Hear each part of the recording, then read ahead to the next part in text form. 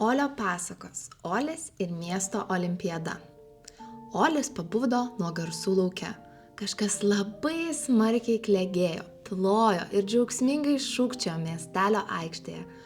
Olis suirzo, nes jo mažojo šeštadienio, kuris iš tiesų buvo trečiadienis, dienotvarkėje buvo tik vienas planas – ilgai ir saldžiai miegoti.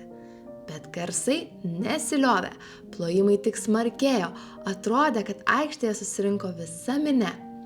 Olis surūkė nosį po antklodę ir atsiduso. Panašu, reikia lipti iš lovos ir žvilgtelėti, kas čia vyksta.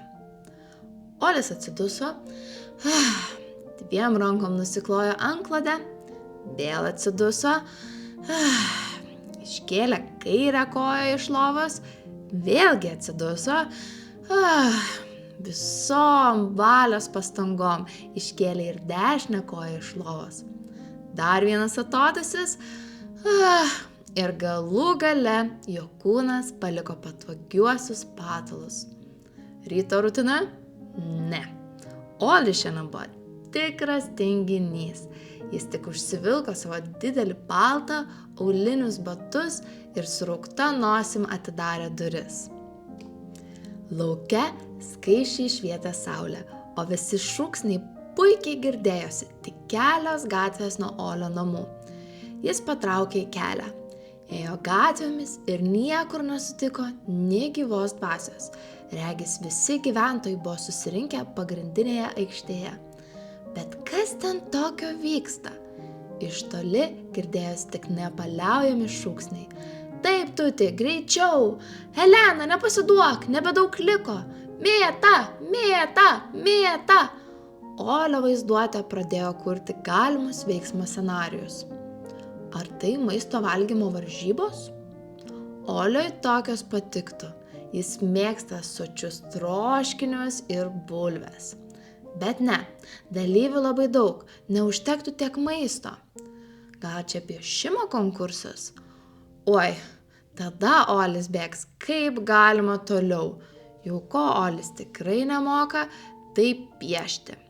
Paskutinį kartą, kai bandė nupiešti savo draugus Eleną ir Kajų, visi juokėsi iki ašarų, nes Elena buvo panašesnė į didelį meškiną su ilgom kasom, o Kajus gavosi su didelė nosimi vietoj ausies. Oliui nepatiko. Toks nepavykęs bandymas. Ir jis nusprendė dar kol kas vengti dailės konkursų. Liko vos kelios gatvės. Ūžesys tik stiprėjo, Olis jau nekantravo sužinoti, kogi ten susirinko pažiūrėti visas miestelis. Gatvė priešais jį siaurėjo, bet gatvės gale jau matėsi kelių žmonių šešėliai ir girdėjosi aidintys riksmai. Olis pasiekė gatvelės galą ir jau tikėjosi išvysti reginį, vykstantį aikštėje prieš jį, bet priešais išvydo tik didelę minią, o gal tiksliau daugybę nugarą į jį atsukusių gyventojų, kurie užstojo veiksmą. Visi nusisukę už kažką šaukė, krykštavo ir susikaupę žvelgė viena kryptimi. Olis susimąstė, kaip čia pamatyti, kasgi ten vyksta. Apsidairė aplinkui ir aikštės šone išvydo pakylą.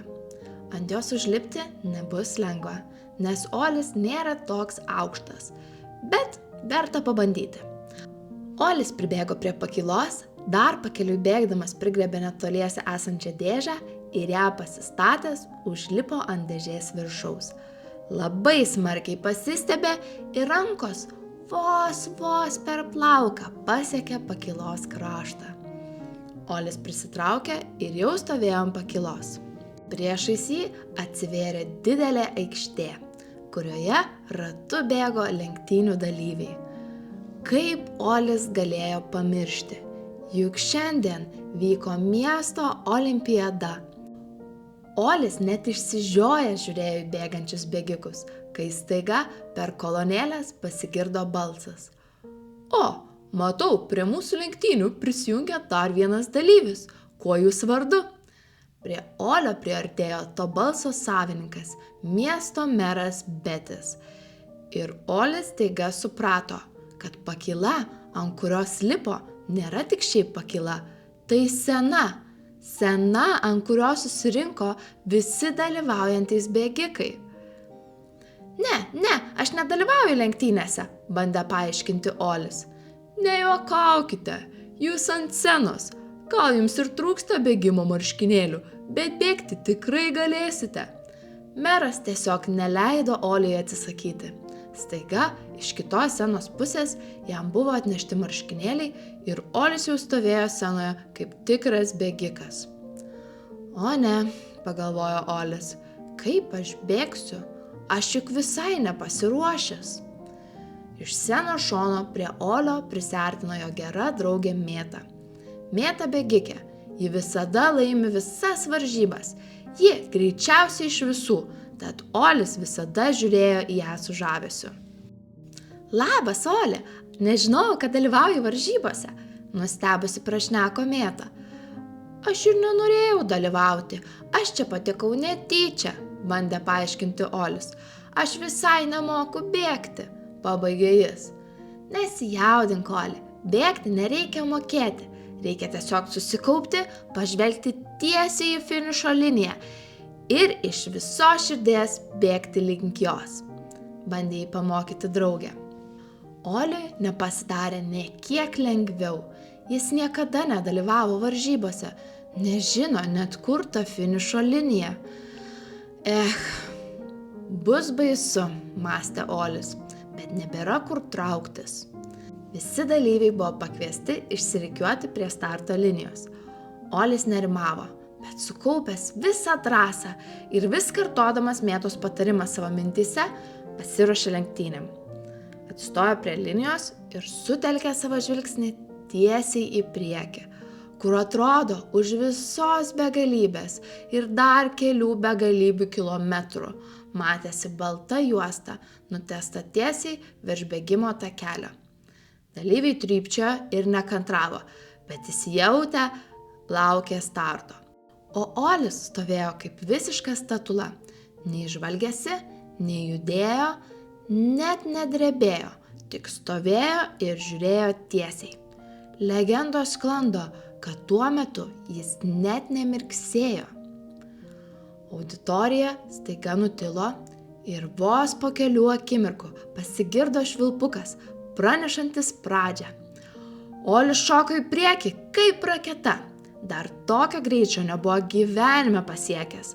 Jis lėkė kiek kojos neša ir visą laiką žiūrėjo tik į finišo liniją.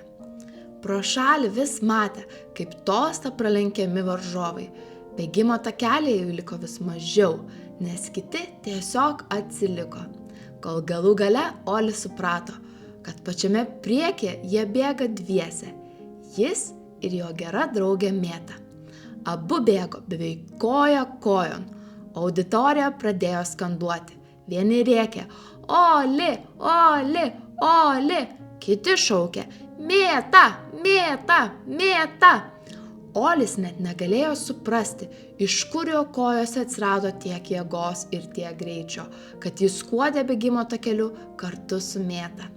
Bet jis ir toliau susikaupę žiūrėjo tik į finišo liniją, kai staiga išgirdo didelį trakšt ir Mėta prapuolė iš jo akiračio. Olis nestabdė greičio, bet atsisukęs pamatė, kad jo draugė Mėta susižeidė. Ji užkliuvo už kažkieno ant žemės paliktos šakos ir nukrito. Tad dabar sėdėjo ant žemės ir liūdna laikė savo sužeistą koją. Olio mintyse prasidėjo visiškas chaosas. Mintys blaškėsi ir rėkė vienos per kitas. Pirmosios mintys šaukė, Oli, bėk kaip galima greičiau, dabar jau tikrai laimėsi ir būsi čempionas. Bėk, kol kiti tavęs nepasivijo. Bet kitos mintys rėkė dar garsiau. Oli, ji tavo draugė, tu turi jai padėti. Olis jautėsi pasimetęs. Ką jam dabar daryti? Jis gali laimėti varžybas, kurių niekada net neplanavo laimėti. Jis gali būti čempionas. Bet staiga jis nusprendė. Olis sustojo, apsisuko ir pradėjo bėgti atgal. Minia nutilo. Ką jis čia daro, galvojo jie? Kodėl jis bėga atgal? o Olis pribėgo prie Mėtos. Jis privalėjo jai padėti. Ji jo gera draugė. Draugai svarbiau už medalius. Olis padėjo Mėtai atsistoti ir jie kartu lėtai šlubavo iki finišo. Kol jie lėtai ėjo, juos aplenkė visi varžybų dalyviai. Visi jau buvo kirtę finišą ir stovėjo su medaliais. Olis ir Mėta atėjo paskutiniai. Jie net negavo medalių. Mėta atsisuko į Olį ir tarė: Oli, tu galėjai laimėti, kodėl tu apsisukai? O Olis atsakė: Mėta, medaliai tik kabo ant sienos, jie negali su manimi žaisti linksmiausių žaidimų, o draugai gali. Tad draugai daug svarbiau, aš privalau padėti draugams. Taip jie dviese paliko varžybas be medalių, bet nuėjo žaisti kartu Mėtos namuose. Ar Olis dar kada nors laimėjo medalių, niekas nežino, bet draugai su Mėta, jie yra dar lig šiol.